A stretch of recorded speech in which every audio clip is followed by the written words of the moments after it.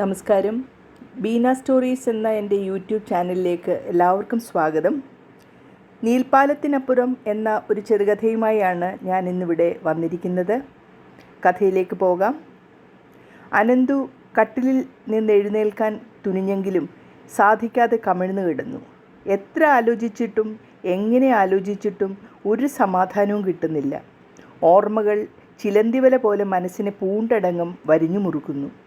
കാലങ്ങൾ പുറകോട്ട് ഓടിപ്പോയി.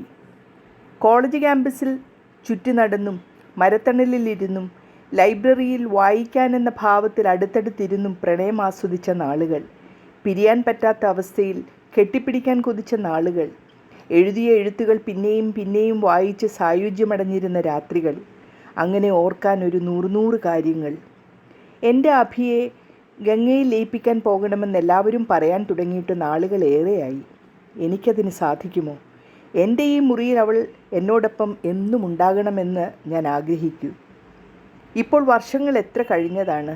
പലപ്പോഴും ഞാനൊരു ഭ്രാന്താവസ്ഥയിലായിരുന്നു. എൻ്റെ ജീവിതം ഇങ്ങനെ അനിശ്ചിതമായി പോകുന്നതിൽ പ്രിയപ്പെട്ട എല്ലാവരും വ്യാകുലരാണ്. ഒരിക്കൽ തമാശയ്ക്ക് അഭി എന്നോട് പറഞ്ഞു, നമുക്കൊരുമിച്ചൊരിക്കൽ ഹരിദ്വാർ പോയി ഗംഗയിൽ മുങ്ങിക്കുളിക്കണം. ആ പുണ്യനദിയിൽ പോയി ഈ ജന്മത്തിൽ ചെയ്ത പാപങ്ങളൊക്കെ കഴുകിക്കളയണം. അതെൻ്റെ ഒരു ജീവിതാഭിലാഷമാണ്. നീ എന്നെ കൊണ്ടുപോകില്ലേ അനന്തു? എൻ്റെ പോയ ജന്മ പാപങ്ങൾ കൂടി ആ പുണ്യനദിയിൽ അലിഞ്ഞലിഞ്ഞ് ഇല്ലാതെയാകണം. അപ്പോൾ എൻ്റെ പാപങ്ങളോ? ഞാൻ അവളോട് ചോദിച്ചു. അവൾ ചിരിച്ചുകൊണ്ട് എന്നെ കെട്ടിപ്പിടിച്ചു പറഞ്ഞു, നീ പരിശുദ്ധനല്ലേ, പിന്നെ എൻ്റെ പുണ്യവും. എന്നെ പിടിച്ചുകൊണ്ടുള്ള അവളുടെ ആ നോട്ടവും കുസൃതി ചിരിയും കണ്ണിൽ നിന്നും മായുന്നതേയില്ല. ഹരിദ്വാർ പോകുമ്പോൾ എൻ്റെയും അവളുടെയും വീട്ടുകാർക്ക് എൻ്റെ കൂടെ വരണമെന്ന് പറഞ്ഞു. പക്ഷെ ഞാൻ അവരെ നിരുത്സാഹപ്പെടുത്തി. ഒടുവിൽ എല്ലാവരുടെയും എതിർപ്പുകൾ മറികടന്ന് ഞാൻ ഒറ്റയ്ക്ക് പോകാൻ തന്നെ തീരുമാനിച്ചു. വാച്ചിൽ നോക്കി. അയ്യോ, പൂജയ്ക്കുള്ള സമയമാകുന്നു. പതുക്കെ എഴുന്നേറ്റ് കുളിച്ച് ശുദ്ധിയായി അസ്ഥികലശവുമായി പൂജ നടക്കുന്നിടത്തേക്ക് എത്തി. ധാരാളം പേർ അസ്ഥി നിബഞ്ജനം നടത്തുന്ന പൂജയിൽ പങ്കെടുക്കുന്നുണ്ട്. മന്ത്രോച്ചാരണവും ശ്ലോകങ്ങളും അന്തരീക്ഷത്തിൽ അലയടിച്ചു കൊണ്ടിരിക്കുന്നു. ഭക്തിസാന്ദ്രമായ നിമിഷങ്ങൾ കടന്നുപോയിക്കൊണ്ടിരിക്കുന്നു. എൻ്റെ കൺമുൻപിൽ അഭി വന്ന് ചിരിച്ചു നിൽക്കുന്നത് പോലെ തോന്നിച്ചു. എൻ്റെ ദുഃഖം നിഴലിക്കുന്ന കണ്ണുകളിൽ നോക്കി അവൾ എന്നെ ധൈര്യപ്പെടുത്തി. പൂജാരി പറയുന്നതൊന്നും ഏറ്റുപറയാൻ സാധിക്കാതെ നിന്ന എനിക്ക് വേണ്ടി അവൾ മന്ത്രങ്ങൾ ചൊല്ലിക്കൊണ്ടിരുന്നു. പൂജ കഴിഞ്ഞ് ഓരോരുത്തരായി അസ്ഥികലശം നിമഞ്ജനം ചെയ്യുന്നതിൻ്റെ തിരക്കിലായി. ഗംഗയിലേക്ക് ഇറങ്ങാൻ പറ്റാത്തത്ര തിരക്ക് കുറയട്ടെ എന്ന് കരുതി ഞാൻ യാന്ത്രികമായി കലശം കയ്യിൽ പിടിച്ച് നിർവികാരനായി നിന്നു. പറ്റുന്നില്ല. കലശം നിമഞ്ജനം ചെയ്യാൻ വെള്ളത്തിലേക്ക് ഇറങ്ങാൻ എനിക്ക് പറ്റുന്നേയില്ല. എൻ്റെ കാലുകൾ അനങ്ങുന്നില്ല. ഞാൻ നിലവിളിച്ച് കരയാൻ ശ്രമിച്ചു. അതിനും പറ്റാത്ത പോലെ ഞാൻ അസ്തപ്രജ്ഞനായി നിൽക്കുമ്പോൾ സഹായം വേണോ എന്ന ഒരു പതിഞ്ഞ ശബ്ദം തൊട്ടരികിൽ നിന്ന് കേട്ടു. 30-നോടടുത്ത് പ്രായമുള്ളൊരു സ്ത്രീ. എൻ്റെ നിസ്സഹായത അവൾ മനസ്സിലാക്കിയിരിക്കുന്നു.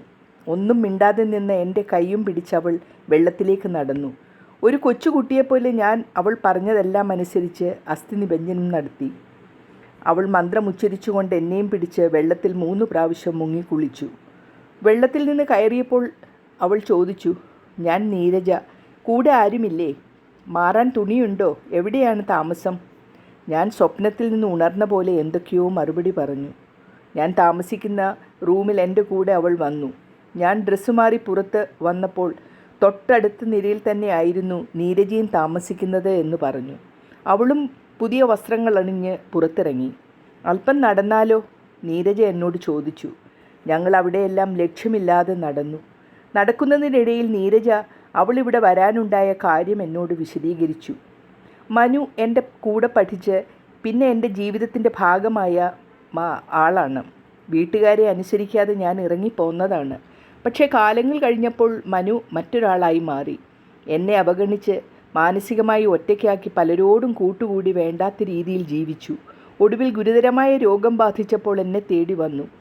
പ്രതികാരം ചെയ്യാനുള്ള സമയം അതല്ലെന്ന് എനിക്ക് മനസ്സിലായപ്പോൾ മനുവിനെ ഞാൻ ആശുപത്രിയിൽ കൊണ്ടുപോയി. പക്ഷേ ജീവൻ രക്ഷിക്കാനായില്ല. ഒറ്റയ്ക്കായ എനിക്ക് ആരുടെയും സഹാനുഭൂതി ഇഷ്ടമില്ലാത്തതുകൊണ്ട് വീട്ടിലേക്ക് തിരിച്ചു പോക്കില്ല എന്ന് തീരുമാനിച്ചു.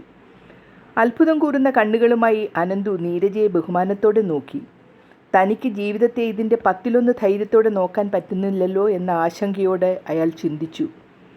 അനന്തു ഇവിടെ എങ്ങനെയാണ് എത്തിയത്? ഈ ചോദ്യം കേട്ട് അയാൾ ചിന്തയിൽ നിന്നുണർന്നു. തൻ്റെ ജീവിതവും അപ്രതീക്ഷിതമായി ഉണ്ടായ കാർ അപകടത്തിൽ അഭിയെ തനിക്ക് നഷ്ടമായതും ഇപ്പോഴത്തെ തൻ്റെ നിരാശാപൂർണമായ അവസ്ഥയും ഒക്കെ നീരജയോട് പറഞ്ഞു. വരൂ, നമുക്ക് നീൽധാര വരെ പോകാം, നീരജ പറഞ്ഞു. നീരജയോട് സംസാരിച്ചുകൊണ്ട് നടന്നപ്പോൾ തനിക്കൊരു പുതുജീവൻ കിട്ടിയതുപോലെ തോന്നി. ഹരിദ്വാറിൻ്റെയും ഗംഗയുടെയും പ്രകൃതി ഭംഗിയും മന്ത്രോച്ചാരണങ്ങളുടെയും പ്രാർത്ഥനകളുടെയും അന്തരീക്ഷവും മനസ്സിന് നൽകുന്ന ശാന്തതയും ഒക്കെ സംസാര വിഷയമായി. വഴിയിൽ സന്യാസിമാർ ജപം ചെയ്യുന്നതും ഭക്തർ അവർക്ക് ചുറ്റും ഇരുന്ന് പ്രാർത്ഥിക്കുന്നതുമൊക്കെ കാണാം. ഇവിടെ വരുന്ന ഓരോരുത്തരും സ്വയത്തിലേക്ക് നോക്കാനുള്ള അവസരമായി ഈ യാത്രയെ കാണുന്നു. നീൽധാരയിലേക്കുള്ള വഴി ഒരു സന്യാസിയോട് നീരജ വീണ്ടും ചോദിച്ചു മനസ്സിലാക്കി.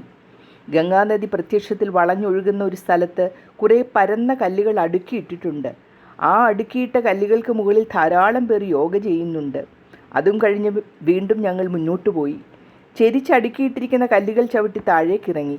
അവിടെ നിന്ന് നോക്കിയാൽ പുഴ ഈ കല്ലിൽ തട്ടി വളഞ്ഞൊഴുകുന്നത് വ്യക്തമായി കാണാം. ജലസമാധിക്ക് സന്യാസി വര്യന്മാർ ഒരുങ്ങുന്ന പ്രത്യേക സ്ഥലമാണ് അവിടം എന്ന് ഒരു സന്യാസി വര്യൻ ഞങ്ങൾക്ക് പറഞ്ഞു തന്നിരുന്നു.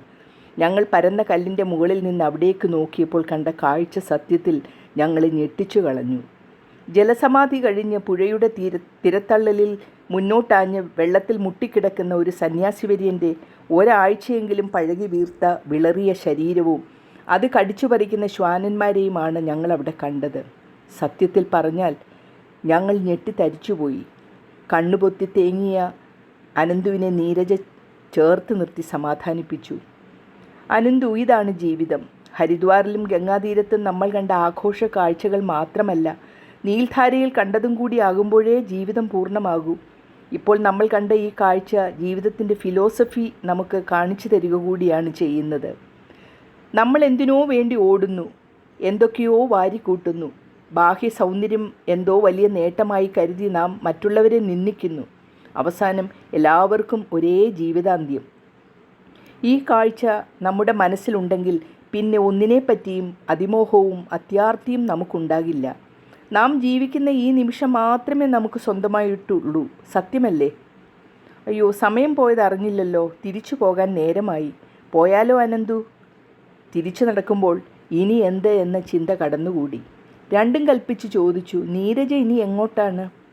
നീരജ് ചിരിച്ചുകൊണ്ട് പറഞ്ഞു, കൽക്കട്ടയിൽ എൻ്റെ ജോലി സ്ഥലത്തേക്ക്. അനന്തുവോ? വീട്ടിലേക്ക്, അയാൾ പറഞ്ഞു. ജോലിക്കൊന്നും പോകുന്നില്ലേ? നീരജ് ചോദിച്ചു. ഇല്ല എന്ന് അയാൾ തലയാട്ടി.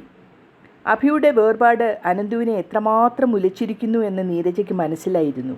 അനന്തുവിൻ്റെ നിസ്സഹായ അവസ്ഥ കണ്ണുകളിൽ നീരജ കണ്ടു. ദൂരെ നീൽപ്പാലം കൈചൂണ്ടി നീരജ പറഞ്ഞു, ജീവിതം എവിടെ നമ്മെ എത്തിച്ചാലും അതിന് മറ്റൊരു തുടക്കവും മുന്നോട്ടുള്ള വഴികളും ഉണ്ടാകും. നീൽപ്പാലത്തിനപ്പുറവും ഇനിയും വഴികൾ വിശാലമായി തുറന്നു കിടക്കുന്നുണ്ട്. സ്നേഹത്തോടെ അടുത്തേക്ക് ചെന്ന് അനന്തുവിൻ്റെ 2 കൈകളിലും പിടിച്ചുകൊണ്ട് നീരജ ചോദിച്ചു, പോരുന്നോ എൻ്റെ കൂടെ? സമ്മിശ്ര വികാരങ്ങളിൽ ഉള്ളിലൊതുക്കി നിന്നിരുന്ന അനന്തുവിൻ്റെ കണ്ണുകൾ പെട്ടെന്ന് നിറഞ്ഞൊഴുകി. ഇനി അടുത്തൊരു നല്ല കഥയുമായി എത്തുന്നതുവരെ നന്ദി, നമസ്കാരം.